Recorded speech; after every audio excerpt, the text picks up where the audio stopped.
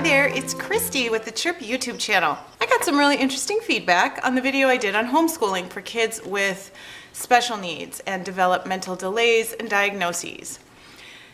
And so I wanted to do a follow-up video about that because I wanted to comment on some of the feedback that I received. You probably didn't see any of this happening in the comments because I moderate my comments and I do not publish every single comment that comes through.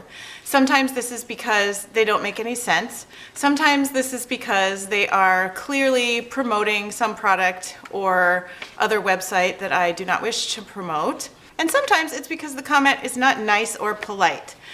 Even if the comment has some good things to discuss in it, if it's not polite, I'm not going to publish it. The comment I'm going to be responding to today wasn't especially polite or kind, and it basically told me to keep my opinions to myself because I didn't know what I was talking about. Well, I do know what I'm talking about. You may not agree with me, but I am a professional in the field of special ed, and I have been for a long time. I am well educated and I have lots and lots of experience with lots and lots of different kids. So if you don't agree with me, that's fine. You don't have to agree with me. You can have your own opinions. I also have the right to my own opinions.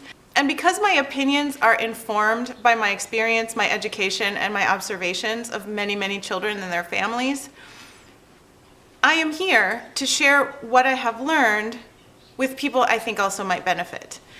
If you don't benefit, then don't watch my videos and don't comment, please. If you do benefit, I'm happy. You're the reason that I'm here. The video I'm discussing was the one on homeschooling, as I mentioned, and in that video I gave you 5 reasons why I don't think it's usually the best idea for kids with special needs to be homeschooled. I need to clarify that I have known one family that did a superb job homeschooling their daughter who had some really serious issues. And that mom was a special education teacher. In that one particular circumstance, it was absolutely the best option for that child. And I'm so glad that her mom was willing and available to do it, and that her dad supported that process. That kid is precious to me, and I'm glad for such a great family. I know that most of you are great families as well, and that you absolutely want to do what is best for your kid, and I salute you. That is exactly what should be happening in families. The 5 reasons, very briefly, that I mentioned in the video were, number 1, parents know their child best, but usually they're not an expert or specialist in the areas where their child needs the most help. If you're an electrical engineer, you're not going to be the most helpful person for your child who needs to learn communication skills, just because it's not your background. Nothing wrong with you, it's just not your expertise. Number 2, kids often don't learn that well from their family members. You may or may not have seen this, but parent comes to pick up their kid from class and all of a sudden the kid just goes crazy because, oh no, dad's here, I just don't want to behave anymore. A lot of times kids show their absolute worst behavior to the people they love the most. Number 3, tax money is paying for a lot of professional services for your child, and I don't want them wasted. I think that one speaks for itself. Number 4, public schools are able to pool money together to purchase specialty equipment and specialty curricula that will meet children's needs. A lot of that stuff is way too expensive for individual families to be able to purchase for themselves. And number 5, children with special needs have a lot of social issues that they need to work on. Those things cannot be done in isolation. They need a social environment in which to work on social skills. If you would like more information about any of those things, then please watch the original video, which you can find right up there. None of those are especially threatening or upsetting, I wouldn't think. And the one that seemed to really set this viewer off the most was that parents know their children best, but they're not the most experienced in the things that the kids really need to learn. Homeschooling parents are very connected to their preference to educate their kids at home rather than in a public school. If you think that is the best option for your kids, then please do it. You know what your family needs.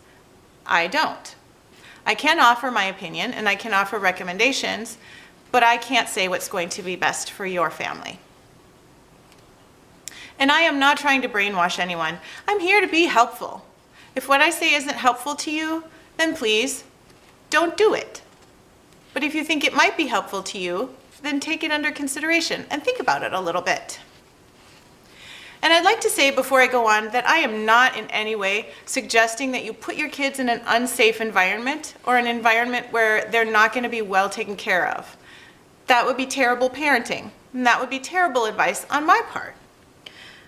You should have your kids in a program that is specific for their learning style, that has a teacher who knows what she's doing or he's doing, with professionals who actually care about the results of their work with your child.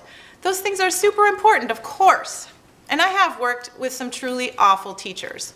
Not that many, but there are some. I wouldn't suggest you throw your child into a public school and just forget about him or her. Every parent, especially parents of children with special needs to know for sure what's going on in the classroom, especially if your child is unable to communicate. That's really important that you know that they're not being harmed and that they are being taught. They're not just being left in a corner to vegetate.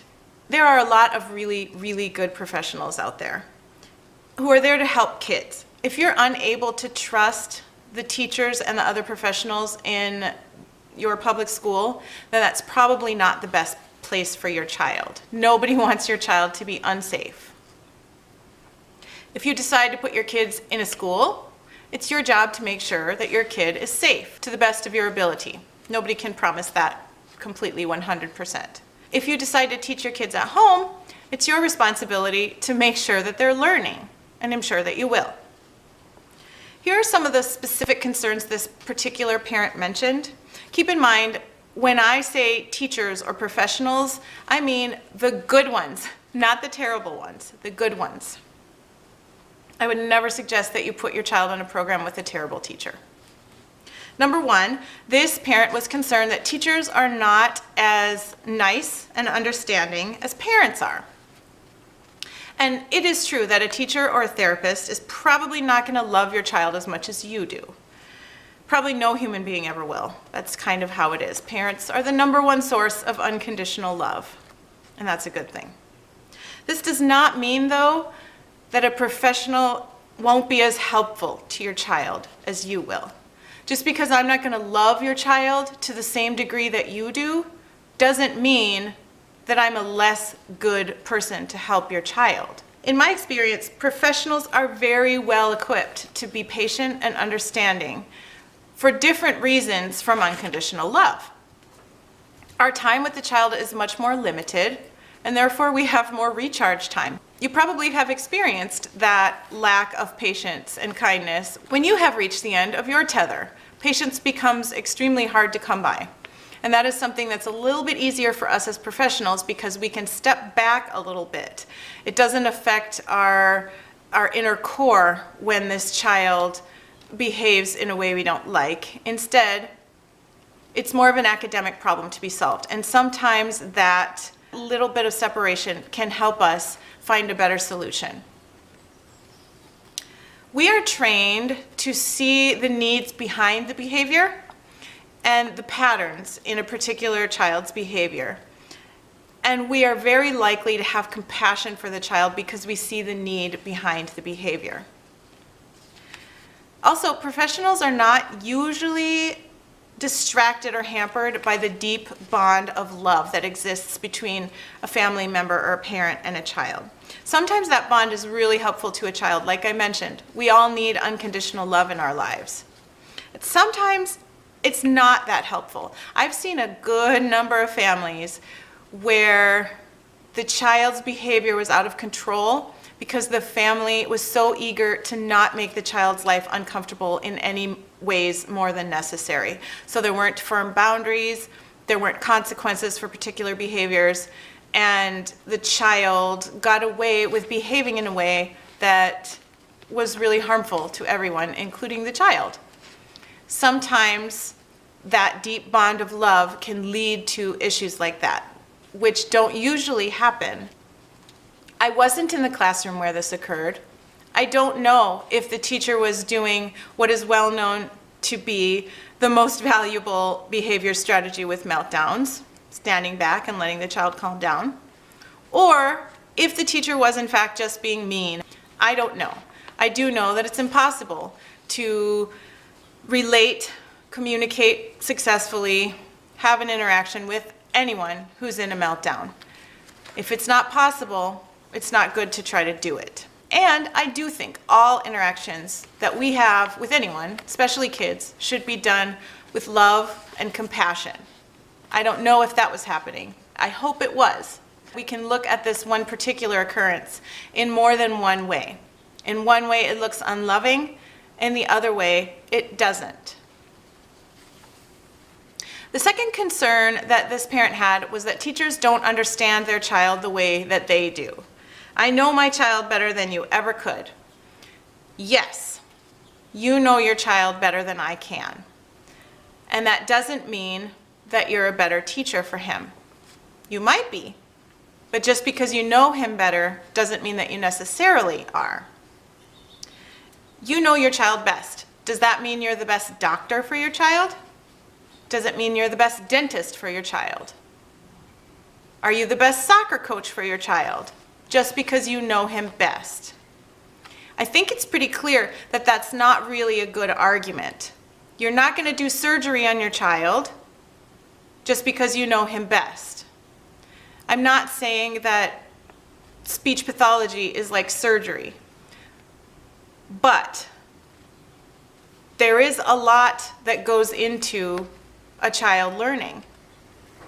And there are a lot of different strategies that professionals have, a lot of different tools that we have that a parent isn't going to have. You can't learn everything on the internet. Sometimes you have to learn from other people. I had a year-long, actually it was more than a year, process working under someone else after my master's program to learn how these theories play out in real kids. We are always learning. And I'm grateful if you're learning and if you're working on teaching your kids better, learning how better to communicate with them, learning how better to help them learn. There are going to be some things that as a parent you're not going to know. And that's okay. But keep in mind that there are professionals who do know those things, and you might be missing out on a valuable resource if you don't take advantage of them. Professionals are very likely to see patterns in your child that you might not see because they've seen other kids with similar diagnoses. They're likely to be ready when they see something similar in your child. Believe it or not, most kids, even with diagnoses, even with little quirks between kids, most of them are pretty predictable with the level of experience that we as professionals have. Most of the time, we can predict what's going to work and what isn't. Professionals are also usually trained to see how each individual student needs things adapted to make them work for him. The last concern this parent had was bullying. How do we prevent bullying? Well, I'm sorry to tell you, we can't. It's terrible. Every person I know has been bullied in some way or another. And it can't be solved by keeping your kid at home, keeping your kid in your own particular house forever. We all want to protect the people we love, especially our kids, from getting their feelings hurt or getting hurt physically. And we can't. Almost every child is teased and ridiculed at times. And no matter what we do, no matter what our abilities, there are going to be other people who mock us and who dislike us. I wish it weren't that way. This is a harsh world. We can't stop it and we can't hide from it. Instead, we need to teach our kids coping strategies. And this is another thing that cannot be learned in isolation. We can't teach them to cope with things in a vacuum. As I mentioned in my original video about homeschooling, social skills like self-advocacy, which is sticking up for oneself, are learned in social environments. Kids learn in relation to other kids. And this is the most important reason why I think that kids need to be in social environments as they're learning. In my classroom, the kids are often mean to each other. We have one particular child who's especially mean. We talk about it a lot. We teach the child who's being mean about the consequences of being mean. Nobody's going to want to be your friend. Nobody's going to sit by you. You made her cry, and you have to face consequences because we don't allow you to be mean to people. That's not okay. We teach the child whose feelings were hurt or who got a little whack to say, that's not okay. Don't ever do that again. And it's working. These kind of things couldn't happen in an isolated environment as easily. We can teach these skills at home, but they don't generalize very well. That means a kid who does it at home isn't necessarily going to be able to do it out in the wild, at the park or wherever. That's why I like to be able to teach these skills in the moment when the behavior is occurring. Good teachers are doing these things. I can't guarantee you that a public school is going to be perfect because I know that it won't. And it may just be the best option for your kid. I can't tell you that. All I can do is offer you my experience and my opinion and the things that I think are going to help your family and your child the most. I hope you found this video helpful. Once again, feel free to comment if you'd like. Keep it polite because I will delete your comment if it is mean or rude. I am happy to hear your comments and answer your questions if I can in any way. And I hope this video gave you some things to think about and helped you along in your processing of this issue. Thanks for watching, and I'll see you in my next video. Bye.